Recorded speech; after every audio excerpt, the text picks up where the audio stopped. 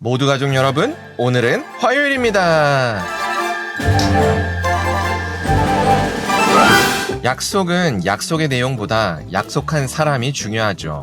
왜냐하면 이행 가능성 때문이에요. 그래서 하나님의 약속은 늘 옳죠. 그 이유가 무엇일까요? 그 답이 바로 오늘 본문에 있어요. 그래서 오늘 묵상을 잘 들어보시면 하나님의 약속을 붙들어야 하는 이유를 아실 수 있을 거예요. 그러면 오늘도 묵상에 잘 참여해 주시고요. 꼭 댓글로 무엇을 느꼈는지를 나눠주세요. 그리고 이 묵상을 나눴으면 하는 사람에게 공유해 주시고요. 오늘도 좋아요와 구독 잊지 말아주세요. 아셨죠? 그러면 오늘 본문인 역대상 9장 듣고 올게요.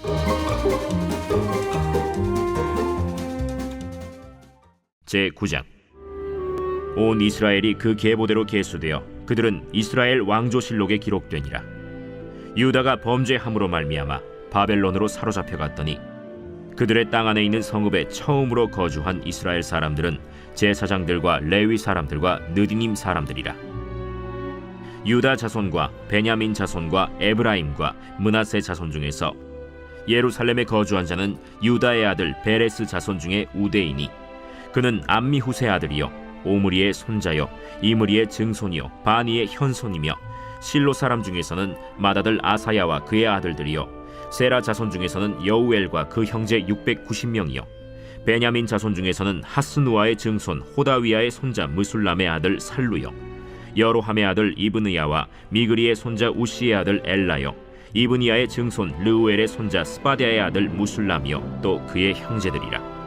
그들의 계보대로 계수하면 956명이니 다 종족의 가문의 우두머리들이더라. 제사장 중에서는 여다야와 여호야립과 야긴과 하나님의 성전을 맡은 자 아사랴이니 그는 힐기야의 아들이요 무술람의 손자요 사독의 증손이요 무라요의 현손이요 아히두베의 오대손이며 또 아다야이니 그는 여로함의 아들이요 바스훌의 손자요 말기야의 증손이며 또 마세니 그는 아디엘의 아들이요 야세라의 손자요 무술람의 증손이요 무실레밋의 현손이요 임멜의 오대손이며 또 그의 형제들이니 종족의 가문의 우두머리라.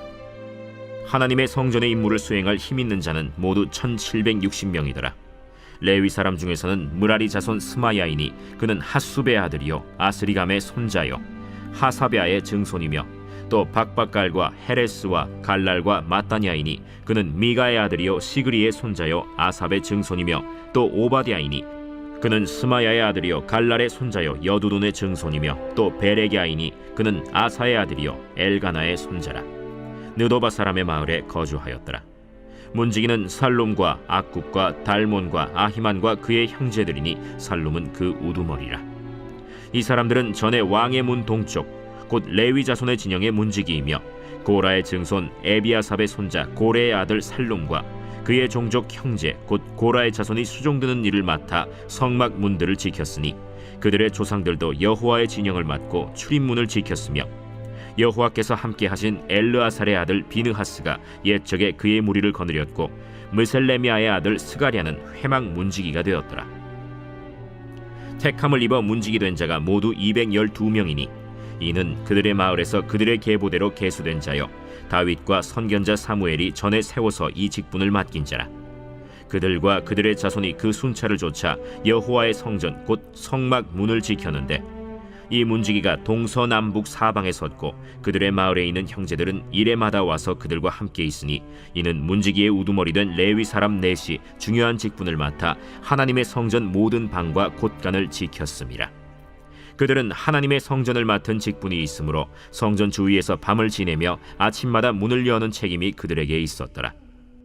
그 중에 어떤 자는 섬기는 데 쓰는 기구를 맡아서 그 수효대로 들여가고 수효대로 내오며 또 어떤 자는 성소의 기구와 모든 그릇과 고운 가루와 포도주와 기름과 유향과 향품을 맡았으며 또 제사장의 아들 중에 어떤 자는 향품으로 향기름을 만들었으며 고라 자손 살룸의 맏아들 mat디디아라 하는 레위 사람은 전병을 굽는 일을 맡았으며 또 그의 형제 그핫 자손 중에 어떤 자는 진설하는 떡을 맡아 안식일마다 준비하였더라. 또 찬송하는 자가 있으니 곧 레위 우두머리라. 그들은 골방에 거주하면서 주야로 자기 직분에 전념함으로 다른 일은 하지 아니하였더라. 그들은 다 레위 가문의 우두머리이며 그들의 족보의 우두머리로서 예루살렘에 거주하였더라. 기브온의 조상 여이엘은 기브온에 거주하였으니 그의 아내의 이름은 마가라.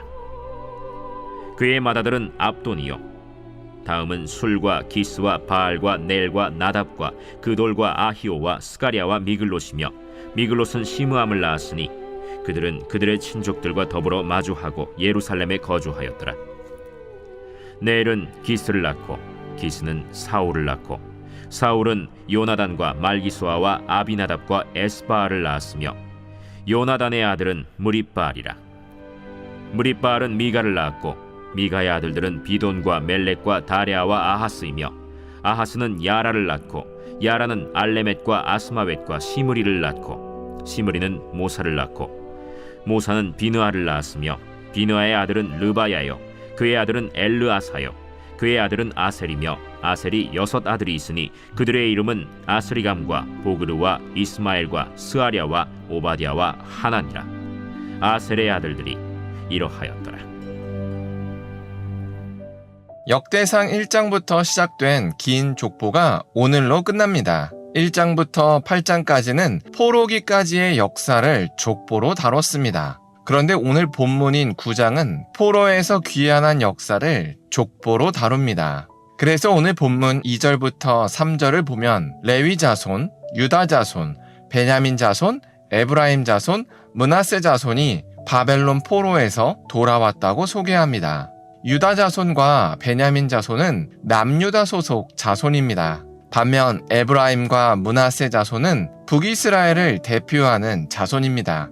이처럼 포로 귀환 때 남유다 자손뿐만 아니라 북이스라엘 자손도 돌아왔습니다. 원래 북이스라엘은 아수르의 포로로 끌려갔습니다. 그러다 바벨론이 아수르를 점령했습니다. 그래서 북이스라엘 사람들도 다시 바벨론의 포로가 됐습니다. 그래서 고레스 왕이 이스라엘 사람들을 고향으로 보내줄 때 북이스라엘 자손도 함께 돌아올 수 있었습니다. 이런 내용이 오늘 본문에는 자세히 나오지 않습니다. 그런데 오늘 본문과 동일한 사건을 다룬 느헤미야서를 읽으면 오늘 본문에 생략된 이야기들을 확인할 수 있습니다. 그래서 오늘 본문과 내용이 겹치는 느헤미야 11장을 보면 바벨론에서 돌아온 이스라엘 사람들이 어떻게 생활했는지를 보여줍니다. 백성들의 지도자들은 예루살렘에 거주했습니다. 그리고 나머지 백성은 제비를 뽑아서 10분의 1은 예루살렘에 거주했고 나머지 10분의 9는 다른 성읍에 거주했습니다. 이런 배경에서 역대기 기자는 예루살렘에 정착한 제사장들과 레위인들에 주목했습니다. 그래서 역대기 9장 10절부터 34절까지 예루살렘에 정착한 제사장들과 레위인들의 이름을 소개했습니다. 역대기 기자가 이렇게 역대기 9장의 중반부를 제사장과 레위인의 명단으로 채운 이유는 돌아온 이스라엘 공동체에게도 여호와 신앙이 중심이었다는 걸 보여주기 위해서입니다.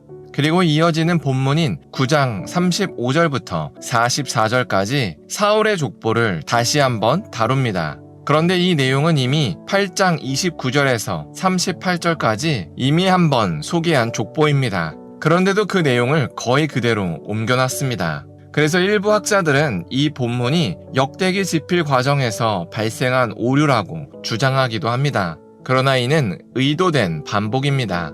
역대기 기자가 이렇게 한 이유는 족보의 끝을 다윗의 역사와 자연스럽게 잇기 위해서입니다. 이처럼 역대기의 족보는 시작부터 끝까지 다윗에게 초점이 맞춰졌습니다.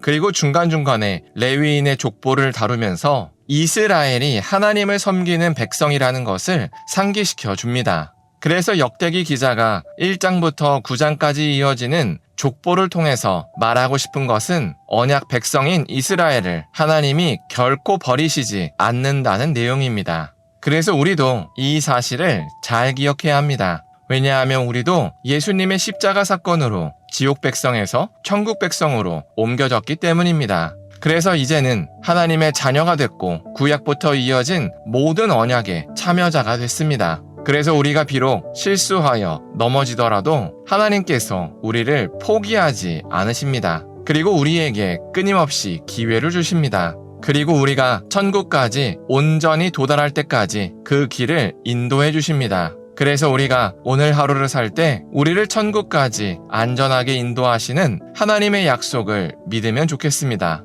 그래서 매일 우리를 찾아오는 환난과 시험 가운데 좌절하지 않았으면 좋겠습니다. 기도하겠습니다. 사랑의 하나님, 역대기 족보의 마지막을 나눴습니다. 역대기 기자가 족보의 시작과 끝을 다윗으로 연결한 것을 나눴습니다. 그래서 그 다윗 언약 때문에 약속에 신실하신 하나님께서 결코 이스라엘 백성을 버리지 않으신다는 사실도 나눴습니다. 이처럼 하나님께서 믿음으로 언약에 참여한 우리를 천국까지 인도해 주실 것을 고백합니다. 그래서 우리가 오늘 하루도 하나님의 약속을 붙들 수 있게 하여 주시옵소서. 그래서 매일같이 우리를 찾아오는 환난과 시험 가운데 좌절하지 않게 하여 주시옵소서. 예수님의 이름으로 기도합니다. 아멘.